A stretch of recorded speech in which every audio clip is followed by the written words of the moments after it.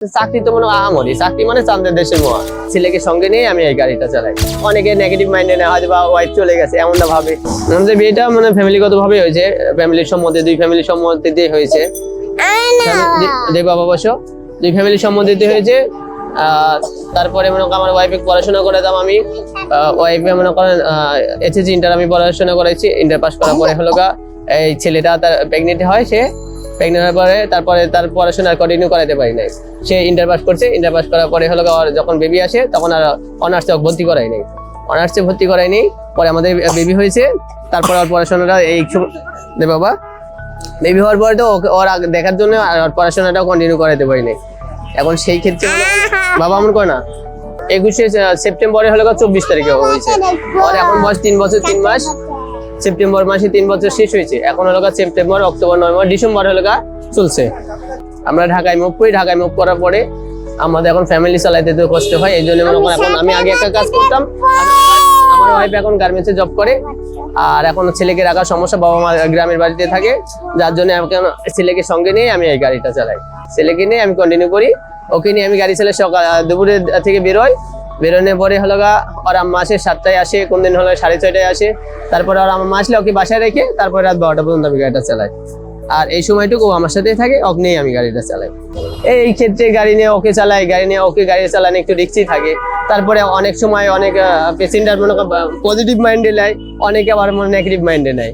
আবার আমাদের ফ্যামিলির বিষয়টা অনেকে অনেকভাবে ভাবে, অনেকে নেগেটিভ মাইন্ডে নেয়, হয়তো বা ওয়াইফ চলে গেছে এমনটা ভাবে।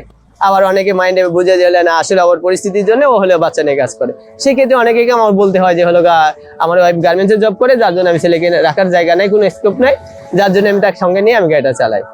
সেই ক্ষেত্রে আবার কিছু যাত্রী মনে আমার গাড়িতে মনে আসে, কিছু যাত্রী আমার গাড়িতে ভালোর জন্য উঠে, আবার কিছু যাত্রী মনে হয় ছেলে দেখে অ্যাভয়েড করে চলে যায়, গাড়িতে উঠে না। আবার সেই ক্ষেত্রে আবার মনে হয় কিছু যাত্রী 5 টাকা 10 টাকা বা 50 টাকা 100 টাকা বললেও অনেকে মনে আদর করে দেয়। এই তো অবস্থা। এইভাবেই সারাটা দিন চলে, গাড়ি চালাই সন্ধ্যা পর্যন্ত। যেহেতু আমার সন্তান আমার থেকে সেফটি আর কেউ আমি মনে করি না বেশি দিবে। সে তার দাদা দাদি বলে না নানি বলেন, যেই বলুক, আর ও যখন যা যেটি চাচ্ছে সেটি আমার কাছে পাচ্ছে, অলওয়েজ পাচ্ছে। খাবার জিনিস বলেন, পোশাক আশাক যাই বলেন আমার কাছে পাচ্ছে। সেই ক্ষেত্রে ও মনে করেন বাবা মায়ের আদরটা পাবে না যদি আমি আদার্সে রাখি, ও নানির কাছে রাখি বা নানার কাছে রাখি বা দাদার কাছে রাখি বা দাদির কাছে রাখি, বাবা মায়ের ভালোবাসা কিন্তু সে পাবে না। আমাদের কষ্ট হয়, তারপরে মনে করেন আমরা এইভাবেই রাখি, এভাবে চলে। ও এই ক্ষেত্রে প্লাস পয়েন্ট মাকেও পাচ্ছে, বাবাকেও পাচ্ছে, প্লাস পয়েন্ট পাচ্ছে, আদার্স কোথাও যেতে হচ্ছে না ওর। এই জন্যই আমরা রাখি। তাহলে দাদা দাদির কাছে রাখতে পারতাম, নানা নানির কাছে রাখতে পারতাম, কিন্তু আমাদের সম্পর্ক আদর থেকে তো বঞ্চিত হয়ে থাকতো।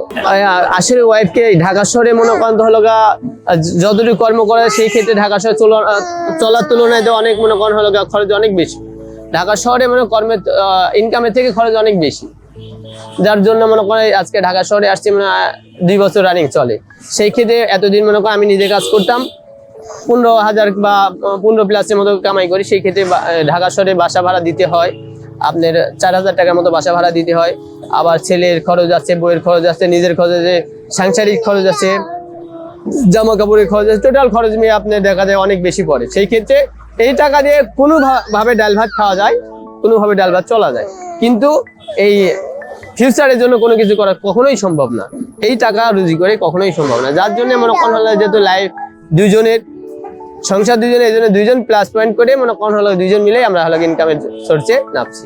এই জন্য ও জব করে ওখানে, আর আমি এখানে মনে করেন ছেলেকে নিয়ে। আর এই গাড়িটা এই জন্যই চালাই, আপনি আদার্স কাজ করলে কিন্তু আমি আমার ছেলেকে আমি কখনোই কেয়ার করতে পারতাম না, কখনোই দেখতে পারতাম না। আর এই গাড়িতে আমি আমার ছেলেকে এইভাবে নিয়ে বসে আমি কাজ করি, যার জন্য আমি কর্মটাও করতে পারছি, ছেলেটাকে আমি আমার সাইডে রাখতে পারতেছি। তাছাড়া আদার্স অন্য কোনো কাজ করে আপনি কিন্তু তা সম্ভব না। আসলে মধ্যবিত্ত চাকরি তো লবিং ছাড়া কোথাও কোনো জায়গায় চাকরি হয় না, কোনো ক্ষেত্রে কোথাও চাকরি হয় না, লবিং মাধ্যম ছাড়া কোনো জায়গায় চাকরি হয় না। এখানে আপনি ঢাকা শহরে যদি আপনি একটা গাড়ি জমা নিতে চান, তার মাধ্যম রেফারেন্স চাই, রেফারেন্স মানে মাধ্যম, আর মাধ্যম ছাড়া কোথাও চাকরি হয় না।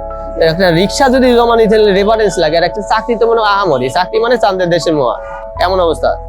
ঝুঁকি লাগলেও এখন পরিস্থিতির শিকার, আমি তো ঝুঁকিটা বুঝি। একটা মনে করো একটা বাচ্চা ছেলে যে কখন কি করবে বলা যায় না। এখন রোডে গাড়ি চলাই তো রিক্সি, বড় গাড়ি আছে, ছোট গাড়ি আছে, এলোমেলো গাড়ি চলে, কিন্তু রিক্সি, সেফটি জোন না। তারপরে এখন আমার ছেলে আমার কাছে এখন সেফটি থাকে, আদার্স অন্য কোথাও সেফটি না, যার জন্য এখানে আমি সেফটি মনে করি, এখানে এইভাবে রাখি আমি গাড়ি চালাই। এখন এখানে হাজার হাজার গাড়ি চলে আর হাজার হাজার বেপরোয়া ভাবে গাড়ি চলে। আমাদের অটো বলেন, সিএনজি বলেন, ওর খাবার দাবার আমি সকালে মনে করো খেলাধুলা করে সকালে খাবার করে নিয়ে আসি এবং হলো ওর জন্য কিছু খাবার নিয়ে আসি, কোনোদিন হয় নুডলস নিয়ে আসি আর কোনোদিন খিচুড়ি রান্না করে নিয়ে আসি দুপুর সময় খাওয়াই। আর এছাড়া মনে করো যখন যেটা মন চায়, যে দোকানে যেটা মন চায় সেটাই ওকে আমি কিনে খাওয়াই। এই কেক খাচ্ছে, সিঙ্গারা খাচ্ছে, এই মিষ্টি খাচ্ছে, যখন যেটা মন চায় সেটাই খায়। এই আঙ্গুর ফল খাচ্ছে, এই কমলা খাচ্ছে, যা মন চায় ও তাই খায়। তার মানে ও ইজি রাখার জন্য আমার প্রতিদিন ওর পিছনে এখানে বসে 70-100 টাকা খায় ও। তাতে আমার বিষয় না, ও যে আমার সাথে 7-8টা ঘন্টা সময় দেয়, এটাই বেশি মেটার। কেননা এই বাচ্চা যে আমার সাথে থাকে, যে 7-8টা ঘন্টা আমার সাথে থাকে, ওরা মাসে 7টার পরে। আর ও আমার সাথে বেরোয়, কোনদিন 12টায় বেরোয়, কোনদিন 10টায় বেরোয়। এইভাবে ও আমার সাথে 7-8টা ঘন্টা যে আমাকে সময় দেয়, এটাই তো মনে হয় লাখ লাখ শুকরিয়া। রিল্যাক্স থাক, খাবার বলেন আর খেলনা বলেন, যা চাই তাই করে দেয়, দিয়ে আমার কাছে রিল্যাক্স ভাবে থাকে।